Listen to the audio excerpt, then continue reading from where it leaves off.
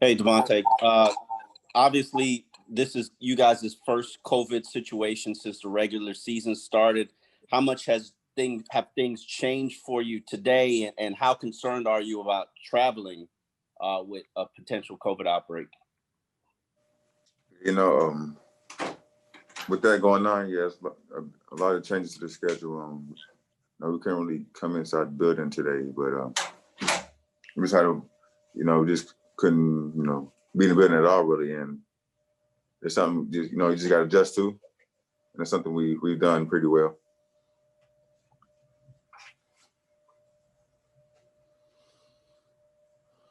Raise your hand if you got a question, please, Cam. How does that change your mindset? I mean, you always focused on football and the game. Does when you hear that, does your mind shift to, COVID and everything else? No, I'm still focused on the game. You got to take it seriously. That's why, as of now, we got to, everywhere we go, we have to wear our masks at all times, just to be safe.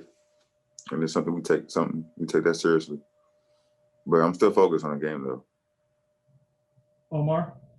DeVante, how is the growing issue for you? And I know you've made it a commitment to playing all 16 games this season. How difficult have you found that to be? Yeah, with this kind of sport, it's kind of hard, but that's why I guess it's a lot of ways to take care of your body, and that's what I'm still doing. And it's working, but just keep doing what I've been doing, and even more. How?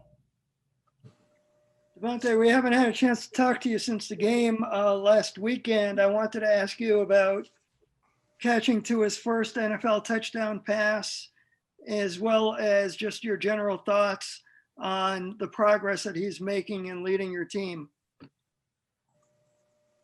Yeah, I was happy for him when he made that first touchdown.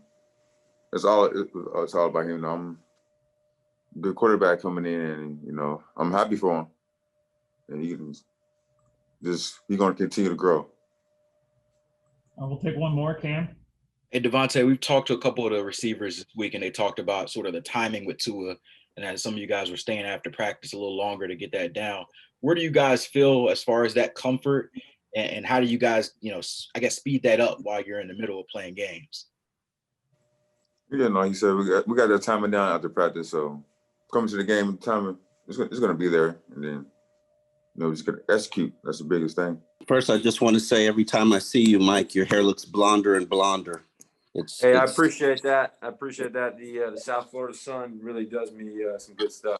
I do not believe you, but anyway, even though Beasley does testify the same thing. Thank you. How concerned are you guys about what's going on right now, not just in your team and facility, but now 11 teams are having COVID situations? I think we all knew, something eventually was going to happen at some point. We knew it wasn't going to be a perfect system. We knew it wasn't going to be a perfect season where, we were going to come in here and, there was going to be no positives or anything like that. But I think the league has done a good job with their protocols and, keeping the health of everybody at the top of the list. And just got to keep, moving forward and, just stay ahead of this thing.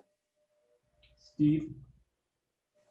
Mike, to what extent does this throw preparations and the rhythm of ramping up for the game off track?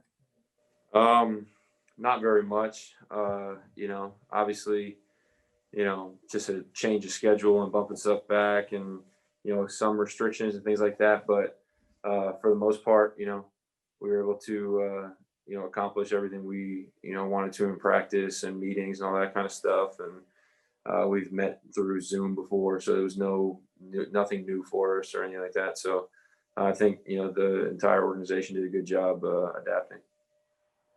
Hal? Mike, were you part of that receiving group that stayed and did extra work after practice to get more accustomed with Tua? And if so, what did you get from it, and how far along do you think you are compared to maybe last week at this time? Absolutely. We'll stay after practice, just throw extra routes and just kind of work on timing. And, just getting more and more reps and more comfortable. But at the end of the day, man, I think, obviously there is something to say about chemistry and, Tua, knowing, okay, you know what, like I'm going to put it here is where Mike likes it, or me knowing, all right, I know the ball's going to be here. This is how Tua throws it. But I think, at the end of the day, man, just go out and make plays. He's, a great quarterback, and, we took him where we did for a reason, and he's had success, throwing the football. And, it's up to everybody else to go out and make plays.